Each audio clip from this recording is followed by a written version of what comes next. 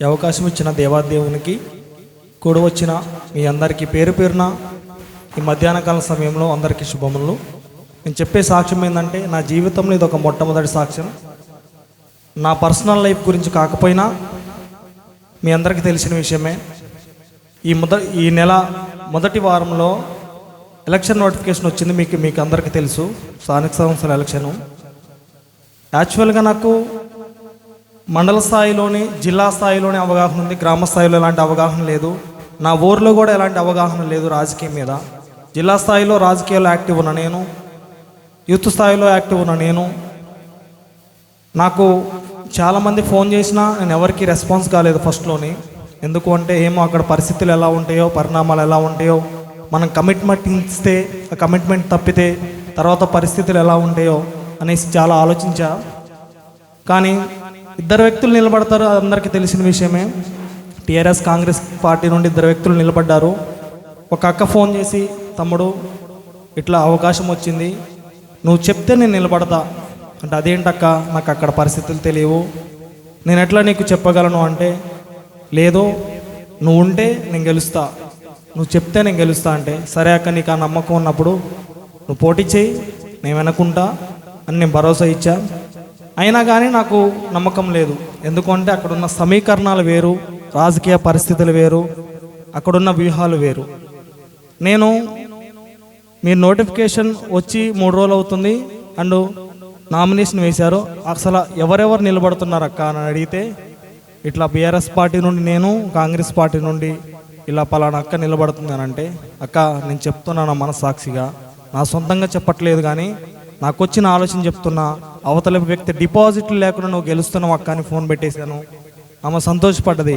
కానీ నేను ఒకటే అడిగాను, ఆదివారం రోజు చర్చికి వచ్చిన తర్వాత అందరూ సంథింగ్ ఏదో ఒకేషన్ ఉంటే ఫుడ్ తింటున్నారు, నేను ఇక్కడే నిల్చొని అయ్యగారితో చెప్పి, అయ్యా ఎలక్షన్ నోటిఫికేషన్ వచ్చింది, ఇట్లా ప్రెజర్ ఉన్నది, వెళ్ళాల్సి వచ్చింది, యూత్ అందరూ నా ఆలోచనకు అనుగుణంగా ఉండేలాగా, కొంచెం నా ఆలోచన కూడా రాజకీయ వ్యూహాలకి అనుకూలంగా ఉండేలాగా ప్రార్థించండి అని అంటే ప్రేయర్ చేశారు. నేను ఇంటికి వెళ్ళిన తర్వాత ప్రేయర్ చేసుకున్నాను. నా మీద నమ్మకం పెట్టుకున్నారు వాళ్ళు. నేను నీ మీద నమ్మకం పెట్టుకుంటున్నాను, నేను నీ మీద ఆధారపడి ఉన్నాను. నాకు తెలియవు అక్కడున్న పరిస్థితులు, అయినప్పటికీ నేను వెళ్ళాను. నన్ను ఎప్పటి నుండో 1 వీక్ ముందు నుండి రమ్మంటున్నారు, నేను వెళ్ళట్లేదు. ఎందుకంటే రాజకీయంలోనే వ్యూహాలకి అనుకూలంగా మనం ఎవరితో అయితే గెలుస్తారనుకుంటే వాళ్ళ మీద కేసులు పెట్టించి బైండ్ ఓవర్ చేస్తారు. నాకు ఆ ప్రెజర్ ఉంది, మా కుటుంబీకుల నుండి కూడా ప్రెజర్ ఉంది. అయినప్పటికీ నేను వెళ్ళలేదు. రేపు ఎలక్షన్ అనగా 1 డే బిఫోర్ నైట్ వెళ్ళాను. అక్కడున్న పరిస్థితులు అందరూ కూడా ఏమన్నారంటే, నువ్వు రా, అడవుడి స్టార్ట్ అయింది, మరి ఏం చేస్తావేంది, అవతలేపు వాళ్ళు వచ్చి నువ్వు నాకు సపోర్ట్ చేయని, అవతలేపు వాళ్ళు వచ్చి నువ్వు నాకు సపోర్ట్ చేయని. నేను కమిట్మెంట్ ఇచ్చున్నాను, నేను అది ఎవరికి చెప్పొద్దు, గోప్యంగా ఉంచాలి.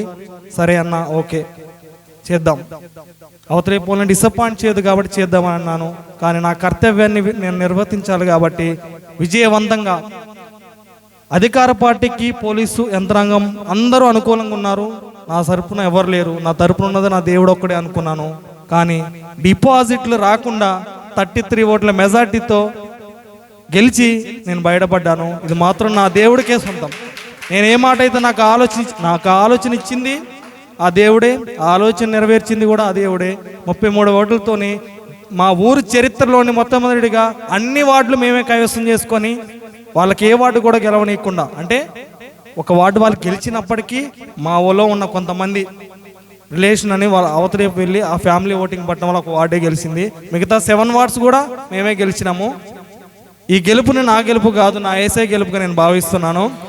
అందరికీ థ్యాంక్స్. ఈ అవకాశాన్ని మీరు ఇబ్బంది పడకుండా విన్నందుకు నాకు ఈ అవకాశం ఇచ్చిన దేవాదేవునికి మరొకసారి వందనాలు. ఒకసారి మీ కుటుంబానికి మీకు వందనాలు, నా కోసం ప్రార్థించినందుకు. ఓకేనా? Thank you so much.